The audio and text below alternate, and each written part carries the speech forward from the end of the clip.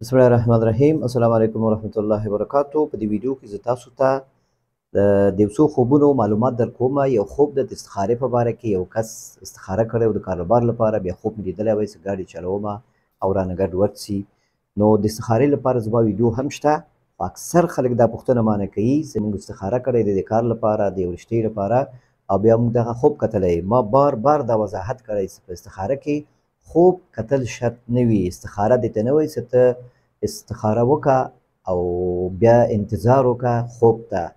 خوب کتل دا په استخاره کې شرط نه ده. ته څه استخاره کوې، استخاره د الله سره مشوره ده. مشوره دې چې وکړه، عمل پرې کوې، شروع کوې، الله ته وایي چې دغه کار ته زه ورځم، دا کار زما په خیر بس دا ماته مقدر که، تقدیر کې راته ولیکه او بس روانې که راته، او زما زړه ورته مطمئن که. که مې په خیر دی نو زړه مې ترې واړوه او دا کار ما نه بچ که، او ما د دې کار نه زړه تور که چې دا کار ونه شي، ځکه زما خیر به پکې نه. نو استخاره کې فایده بیا څه شی شو؟ فایده دا شو، اکثر خلک خو دا فکر کوي استخاره دې ته وایي چې ته دوه کارونه ښیې چې الله ته چې دغه دوه کارونه ماته کمې وښده، یا الله ماته وښیه چې کمې وښده. داسې نشي کېدی. استخاره دې ته وایي چې ته یو کار انتخابوې او بیا دوه کارونو کې یا څو کارونو کې یو دانه انتخابوې، هماغه ګمان نیک سره، ګمان غالب سره، هغه په مخ خواته ته حرکت کې. د حرکت نه مخکې ته یو دوه رکعته لمونځ کوې. سحر وخت وي، اکثر خلک استخاره د شپې کوي.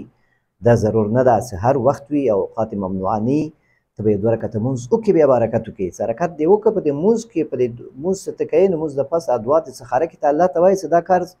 که زما په خیر وي، هماغه کار حتی یادوې، نو دا زما ته تقدیر کې ولیکه او روان که دا کار ماته، او په خیر مې نه نو ما نه بچ که، او دا کار بل کار چې ماته په خیر وي هغه ماته مقدر که. نو استخاره کې بیا فایده اوس شی ده. فایده دا ده چې ته پښیمانه کېږې نه.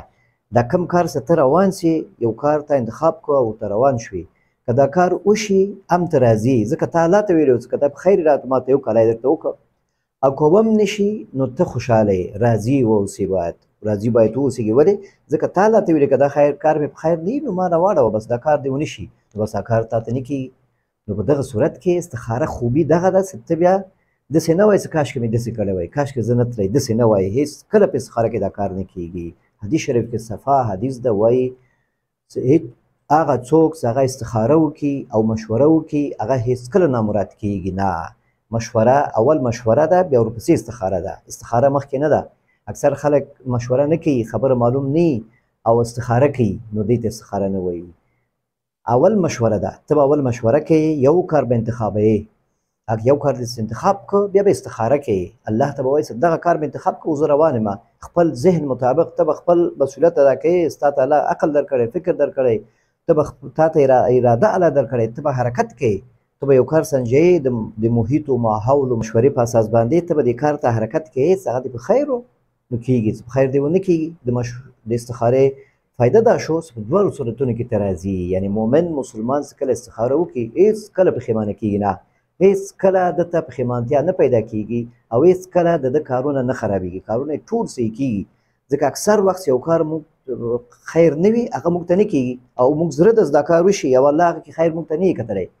نو هغه کې استخاره کې بیا دا شی موږ ته واضح کېږي. د استخاره دې وکړه نو ستا زړه بس مطمئن کېږي چې بس ما استخاره کړې ځکه دا کار ونه شو. او که وشو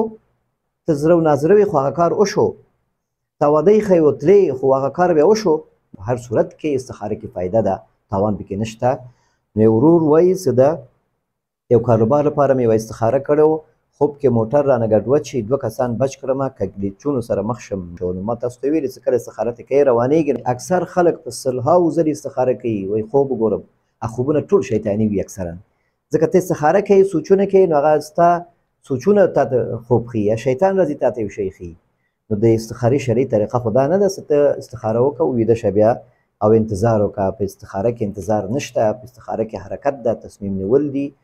او په هغه کې بیا پښیمانتیا نه راځي. فایده پکې دا ته وایي چې موټر رانه ګډوډ شي، دا موټر په دې ژوند په کاروبار روزمره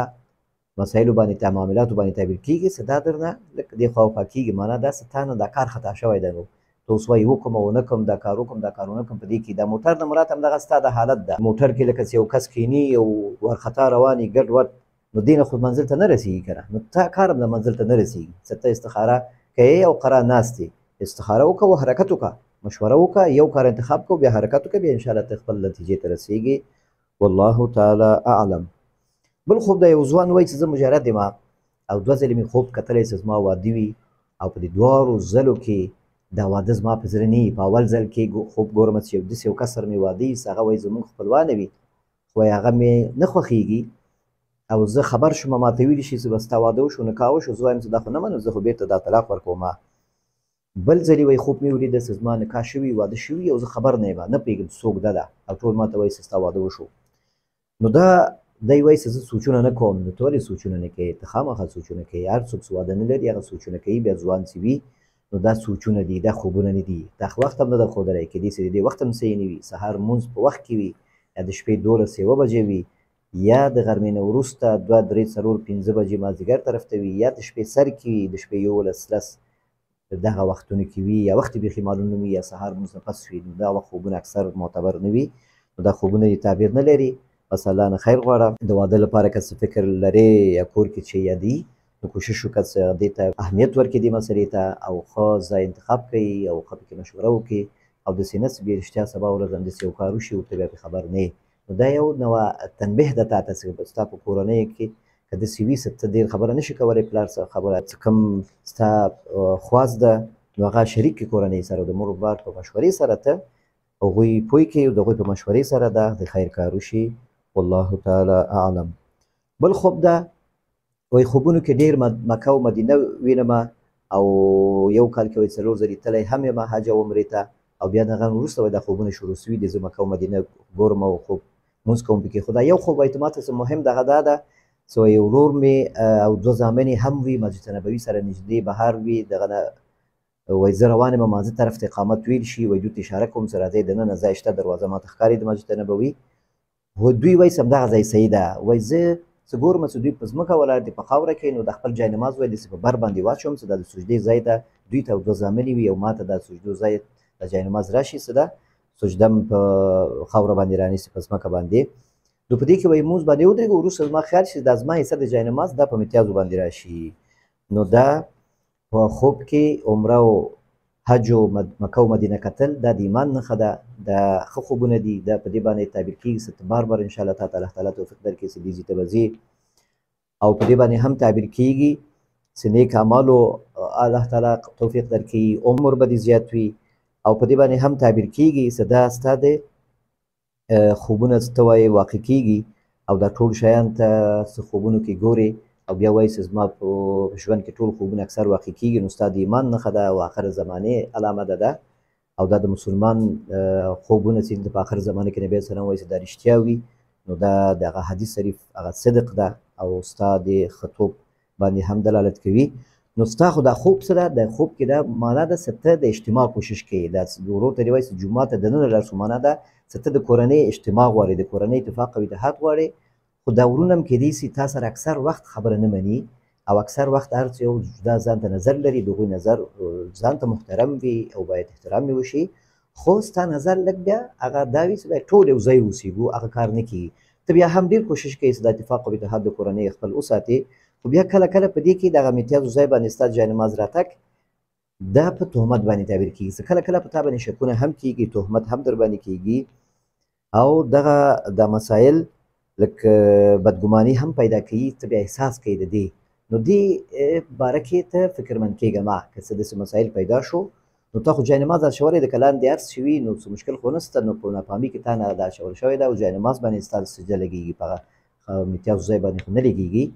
نو په یو ګوشه یې ته وایې چې لګېدلې وي نو دا دومره هغه مسله نه ده چې ته وایې چې هغه ځای بیخي لوند او دا جاینماز مکمل لوند شو او ستا سجده په امتیازو ځای باندې لګېږي نو دا په دې باندې تعبیر کېږي چې د حرامو مسایل به وي د کورنۍ کې څوک یا د ورور یا د بل څوک د حرامو کېدای شي د حرامو پیسو راتګ وي او تا ته دا ښکاري لږ لږ نو که داسې شیان وي نو کوشش وکړه چې بیا د دې نه ته ځان وساتې هغوی هم متوجه کړي والله تعالی اعلم. څه وخت مخکې خوب یې لیدلی و ما ته وایي تا تعبیر کړی و چې یو جګ ځای وي هلته زه خېږم وایي وروسته بیا مې خوب ولیده چې هغه جګ ځای ته زه خېږم وایي سخت دي بیا وروسته بیا مې خوب ولیده چې هغه جګ ځای ته زه خېږم او بل څوک ما ته رهنمایي کوي خو ډېر سختېږي په آخري ځای کې لږ سختېږي راباندې نو ستا ارمانونه دي ده او ستا هغه کوششونه دي چې هغه نتیجو ته نږدې شوی ده انشاءالله ستاسو مختلف کوششونه دي د درس و تعلیم وي کاروبار وي کورنۍ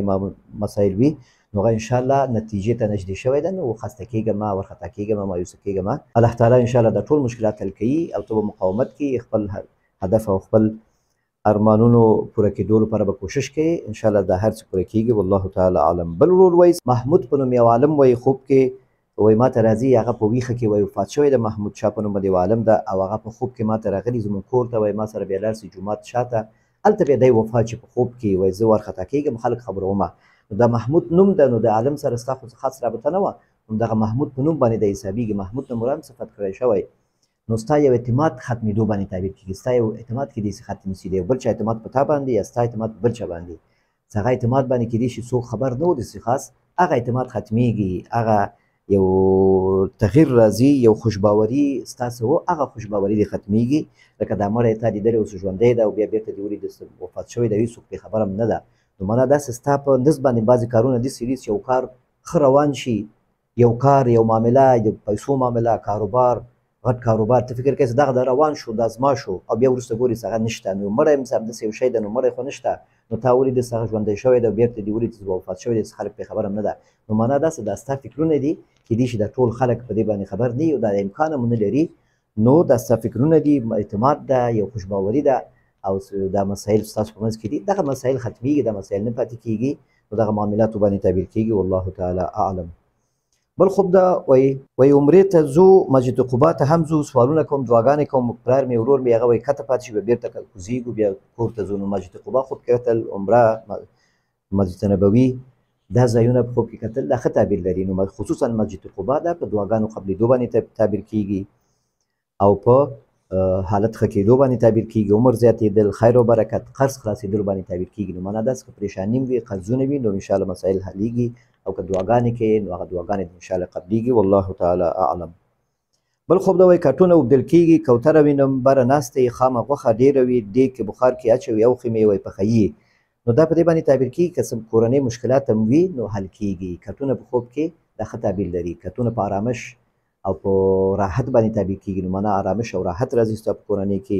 او کوتره بره ناستې کوترې نه مراد ارمانونه ارزوګانې ستاسو نو هغه هم انشاءالله نږدې دي په پوره کېدو دي او خامه غوښه ډېره وي نو معنا ده چې رزق روزي او اسباب ډېر ده خو خامه غوښه لږ وخت اخلي چې پخه شي نو دغسې ستا رزق روزي او دا مالداري هم څه ده دا لږ وخت اخلي د کوشش سره انشاءالله هر څه خپل هغه هدف ته رسېږي او دا اوښې دي چې دا غوښه پخوي دیګي کې اچوي نو معنا داسې دا معامله او دا خیر کاروبار که کوئ نو که خپل اوښې سره کوي یا خپلوانو سره نږدې او په مشورې سره په اتفاق او اتحاد شراکت سره نو دې کې به انشاءالله خیر هم زیات وي ګټه هم زیات وي والله تعالی اعلم نو دا د نن ورځې خوبونه نو الله تعالی دې وکړي چې تاسو د خپل خوبونو تعبیر واورئ او مطمئن شئ او بیا ما ته هم اطمینان راکړي په کمنټ کې نو تر آینده ویډیو پورې تاسو په الله سپارم السلام علیکم ورحمة الله وبرکاته